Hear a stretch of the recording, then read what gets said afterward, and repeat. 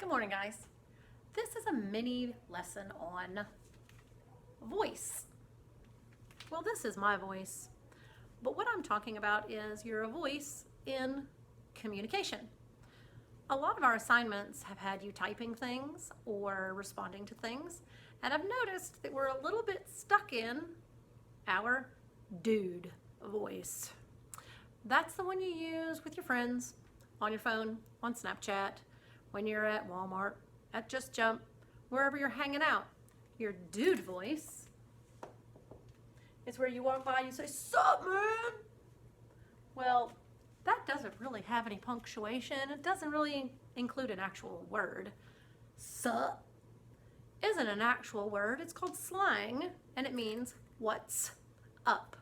If I wrote that in my queen voice, I would write, "What up?" Question mark. Your queen voice, if you were going to have tea with the queen, you wouldn't go into the queen's house and say, "Sup, queenie," because the guards would throw you out. You have to use your formal manners, your formal words for communication with someone in royalty or with the rest of the population. I know my teenagers start talking in their dude voice, and sometimes I have no idea what they're saying. So, it's okay to talk and text and Snapchat in your dude voice. But now that we're kind of back to school, we need to switch over to our queen voice. The queen voice is where you follow all the rules of written communication. When we talk, I can read your face to know if you're happy or sad. I can look around and see what's going on to interpret what you're saying. When you write, you don't have that. Our words and how we write it will help the reader understand what we're trying to say. In some of the things you're turning in, there's no capital I.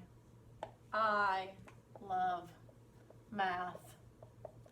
And while I understand that, as teachers, we have to go back to queen style because that's what you're going to use in the real world. We have to have a capital I. It's always capital. Our sentences have to have punctuation. If you're excited about it, make an exclamation point. Because readers who know how to do all of these things, they use all of these marks to help them understand what you're saying. If there's no punctuation, I don't know where I'm supposed to stop reading. So we have to switch over to queen voice, and I'm going to start returning some assignments to you that are still written in dude voice.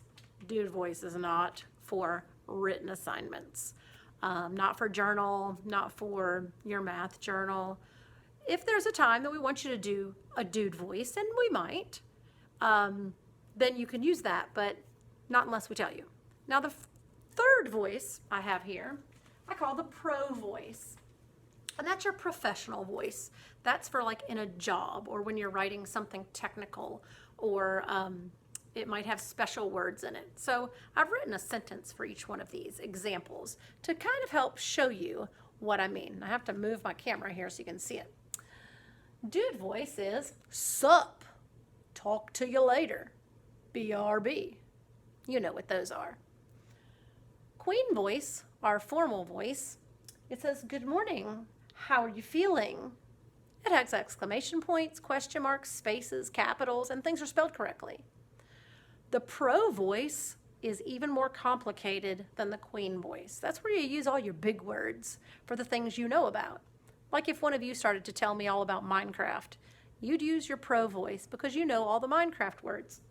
I don't, and I wouldn't understand what you were saying some of the time. Today at HPES, learners are analyzing the tone and voice of written communication. That is a professional sentence, which basically says we're learning about how to write. So our audience can understand what we say, but I used some teacher words, so maybe it didn't make as much sense to you. I used my professional words. So today, and every other time when you are writing, pull out the capitals, pull out some spaces, Use rich words that help me to know what you mean. If I ask you, what's your favorite ice cream? Use big words. The ice cream that I love the very most is mint chocolate chip ice cream. I love it because it's creamy and it's minty and it's chocolatey, and I love that it is green. And there you've used some rich words, and I like to read it. Any of you remember me from first grade, you know I hate to go home and read boring stuff. If I'm going to work at my house at 11 o'clock at night, I want it to be interesting. So shock me. Use some interesting words. Oh, I want you to meet your classmates because I'm getting a little tired of talking to myself, so I brought some classmates. In fact, a student from last year brought them to me as a gift. I was so excited. Check it out. Here's your classmates. This is who I'm teaching.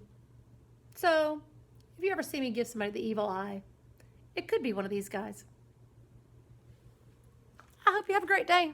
Remember, don't write with the dude voice.